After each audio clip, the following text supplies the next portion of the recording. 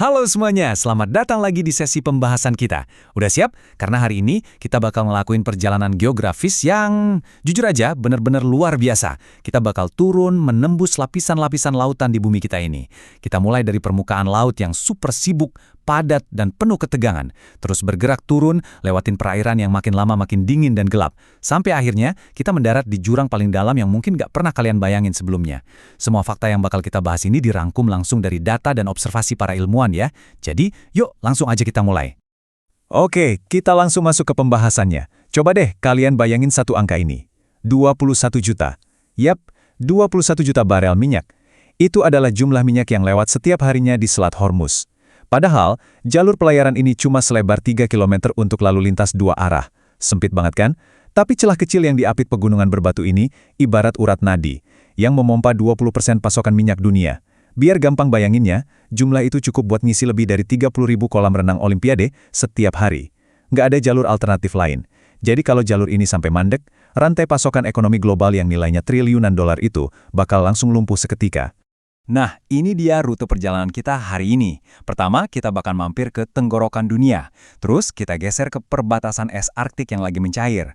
Habis itu, kita mulai turun lewat Mesirin Pasifik yang luas, meluncur ke kuburan laut dalam, dan berakhir di titik paling dalam di planet bumi.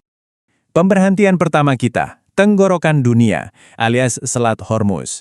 Ini bukan sekedar perairan biasa ya.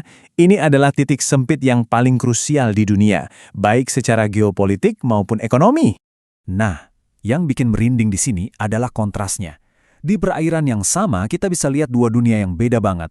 Di satu sisi, ada prioritas global yang raksasa. Kapal-kapal tanker super besar mondar-mandir menopang ekonomi 100 triliun dolar, lengkap dengan pengawasan geopolitik 24 jam non-stop.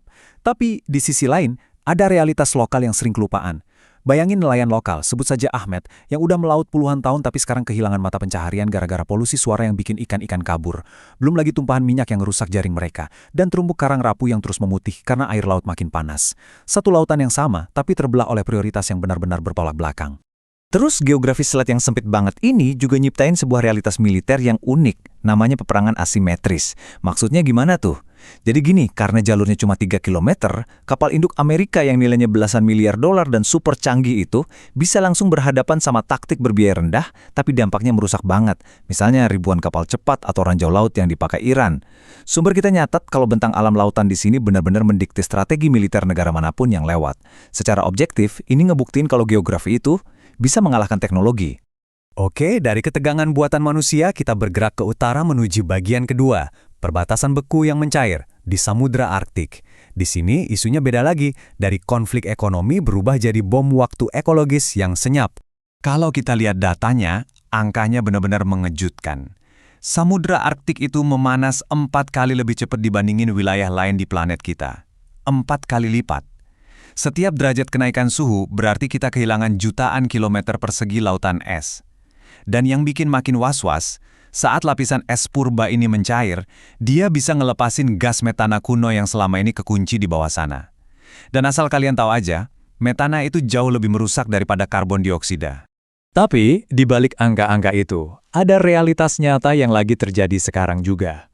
Coba kalian bayangin, seekor induk beruang kutub yang terdampar, bingung di atas bongkahan es yang terus menyusut. Dia berjuang mati-matian cari ruang buat bertahan hidup. Sementara itu, tepat di bawahnya, ada paus kepala busur, makhluk luar biasa yang bisa hidup sampai 200 tahun, berenang di bawah langit-langit es yang perlahan-lahan hilang. Nasib raksasa-raksasa ini benar-benar bergantung sama es yang lagi mencair itu. Sekarang kita masuk ke bagian ketiga, mesin Pasifik yang luas. Waktunya ninggalin permukaan laut, dan kita mulai perjalanan turun ke bawah. Begitu kita mulai menyelam, suasananya berubah drastis. Di kedalaman 0-200 meter, kita masih di zona sinar matahari, anget dan terang. Terus turun ke zona senja, cahaya mulai remang-remang dan suhunya anjlok. Turun lagi ke zona tengah malam, cahaya benar-benar lenyap, gelap gulita, dan tekanannya udah 100 kali lipat. Sampai akhirnya kita mendarat di dataran abisal di kedalaman 4.000 meter lebih.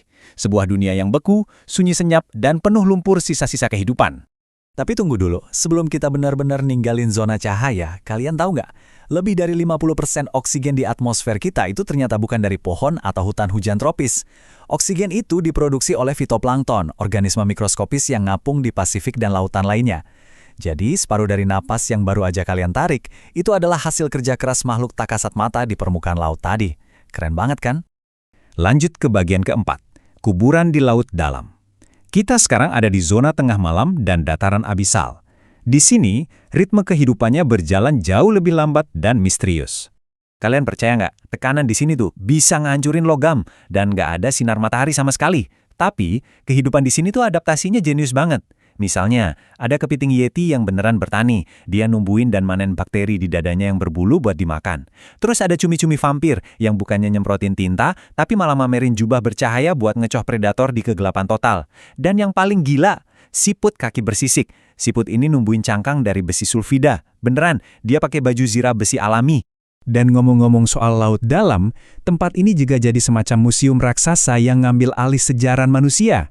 Di kedalaman 3.800 meter, bangkai kapal Titanic yang legendaris itu pelan-pelan lagi dicerna sama bakteri pecinta besi.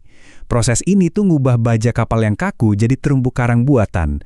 Jadi, sebuah tragedi masa lalu, sekarang udah berubah wujud jadi surga kehidupan buat spesies-spesies laut dalam.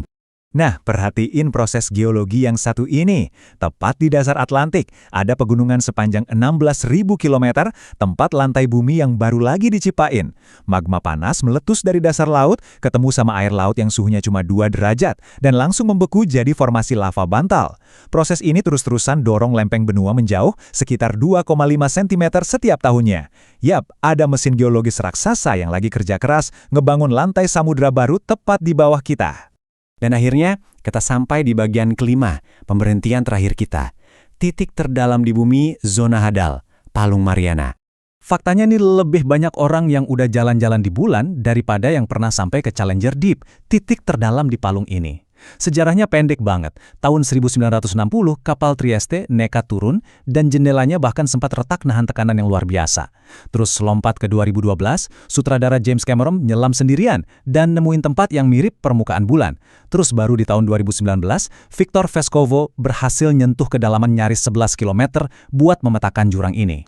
Biar gampang bayangin seberapa ekstrim tempat itu, tekanannya mencapai 1000 kali lipat dari tekanan di permukaan laut. Ibaratnya nih, kalian numpuk 50 pesawat jet Boeing 747 persis di atas ujung jari kalian. Gila kan? Tapi ajaibnya, kehidupan masih ada di sana. Ada ikan snailfish Mariana yang transparan dan nggak punya tulang keras, yang entah gimana caranya bisa hidup damai di sedimen laut dengan tekanan yang bisa ngehancurin kapal selam. Tapi, ada satu twist yang bikin miris dari pencapaian Vescovo di kedalaman 11 km itu, waktu dia ngintip keluar dari kaca kapal selamnya. Di tempat yang belum pernah disentuh manusia sama sekali, kalian tahu dia nemuin apa?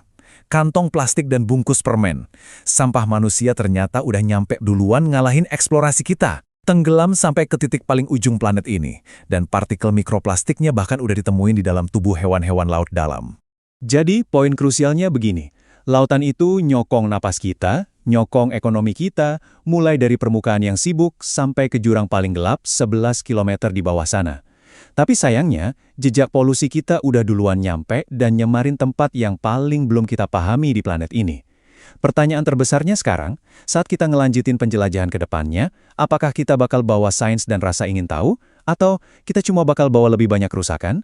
Sebuah pertanyaan buat kita renungin sama-sama. Oke, sekian dulu pembahasan materi kali ini. Terima kasih udah nemenin perjalanan panjang kita, dan sampai jumpa di pembahasan berikutnya.